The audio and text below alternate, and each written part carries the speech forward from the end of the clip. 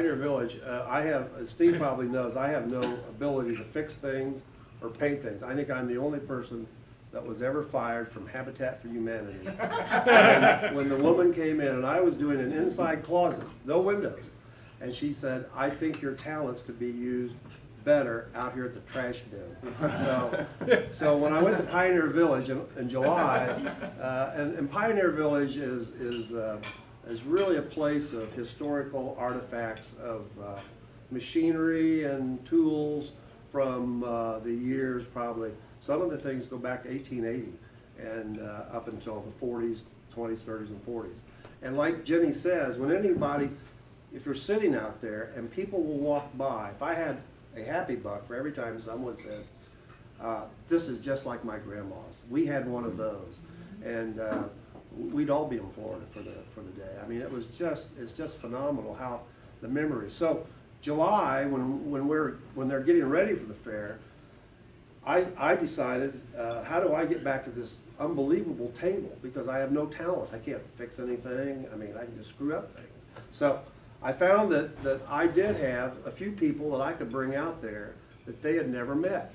So, including Jenny. And so we started, again, it's all about me and eating. And so we started bringing people out there during the month of July for these great meals. And so we've had, Randy Tobias has been out there. He grew up on a farm in Wolcott.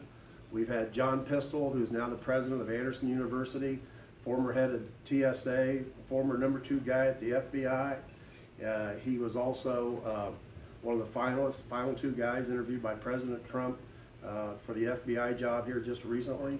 And what his story was, we usually bring people together and we have them tell a story. His story was about his 30-minute interview with Donald Trump, and that was fascinating.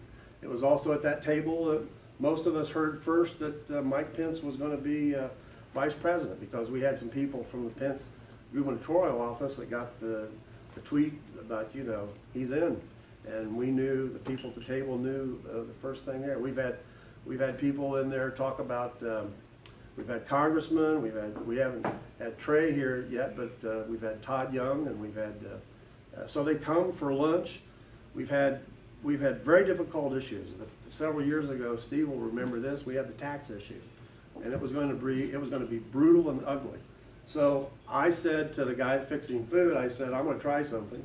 I don't know if it'll work, but I think that when you sit down around a table and you get to know each other, that when you get into confrontation, it's better that you get in confrontation with people that you understand where they're coming from." So we brought out the mayor's people, we brought out the farmer, we brought Farm Bureau, we brought Pat Kiley, Indiana manufacturers, we brought Scott Fadness from Fishers, we brought the governor's people. We had about 13 of us around that table, and I said, you know, I don't know if this is going to fail or succeed, but we're going to have a great meal, a lot of fun, and we're going to become friends. It still got very tough, but at least they all said that going back, that luncheon was extremely helpful. So, again, sometimes you're lucky and sometimes you're good. We had Pioneer Village was started by a guy named Maury Williamson, who was the secretary. He was the ag secretary for Department of or Alumni Ag in at Purdue. So he started about 50 or 60 years ago, but it's got artisans. I mean, it's got people that do honey. We've moved to the big time. We now have a 2-chair barber shop. We have people that do all kinds of things, from showing how the farms were done in the 20s and 30s and 40s. We've got people that saw logs. We have people that make chairs. And all kinds of things. But again, it's the bringing together of the people. The state fair is a real, it's a business. They have over 1 million square feet. They've got 350 events out there every year. It's not just in the month of the 17 days in August. It's all year round. They have probably 90 people that work there. They've probably in the last 20 years spent probably $120 million of money to restore things. So, so the state fair has done well. Now, why is that? Back 20 or 30 years ago, and I've been associated with the State Fair 27 years, 28. First, we bought the firm 30 years ago, and our first client, I get a call from Mitch Daniels. And Mitch Daniels at that time was on President Reagan's staff, and he said, I've got this guy that works for me, he's from Mississippi, his name's Haley Barber. And he says, and Haley's got this guy from Mississippi that just won the contract to do the Midway at the Indiana State Fair, and he's been accused of paying money under the table, and all hell's breaking loose, and they need a PR firm. And so I said, okay, I'll talk to the guy. So we've represented the Midway for 30-some years, and it's a big business. So I had to start going to every meeting where, I'm sure you don't have meetings like this in Rotary, where it might be a 6-hour meeting and 3 hours is on what color will our shirts be. Yeah. Ever been in one of those? Yeah. Steve, you've never? Yeah, okay. They're painful, aren't they? Painful. The only good news is I was being paid to attend those meetings. But but then when Evan By did one thing that needed to be done. At that time they had the fair board and they had they did not have the commission, but he brought in the commission, which oversees the entire fairgrounds during 12 months. The State Fair Board does the State Fair. So what the commission did is they looked at ways to increase the value of the State Fair grounds. When Mitch came in, and Mitch and I go back, as Steve knows, Mitch, we talked about Senator Lugar. You don't know Mitch Daniels very well, but one word around here, if you ask all these people, if I gave them 5 words to mention Mitch, one of the words would be cheap.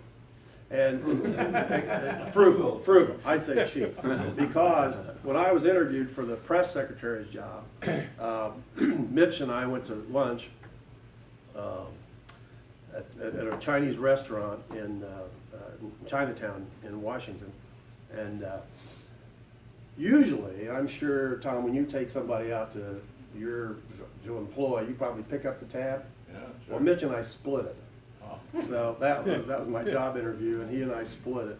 And the more I got to know him, I was lucky I didn't get stuck with all of them. Wonderful thing. So, you know, that's the fair.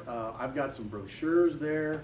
I've got some tickets. I'm going to ask you, does anybody know what's the theme this year?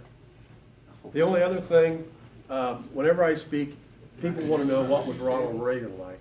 And very much. And Ronald Reagan was, what you saw was what you got. He could fit right in there. He could come in and sit down, be very casual with you.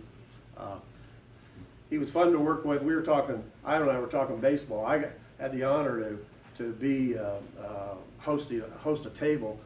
Jim Brady was my boss, and Jim asked me to host a table at we had all the Hall of Famers in the Friday before the assassination on attempt on Monday. So I got to meet all these baseball players. But the first time I met him, Jim... It was the best of the best. Oh, yeah. I mean, you had Joe DiMaggio, who, like Ivan said, not well liked, but he had huge hands. I mean, his hands were like that. You had Ted Williams. Stan Musial was great. Everybody liked Stan Musial. Willie Mays, I mean, just... I sit there, and it was every player I ever dreamed about. And not being an autograph seeker, I didn't ask for autographs.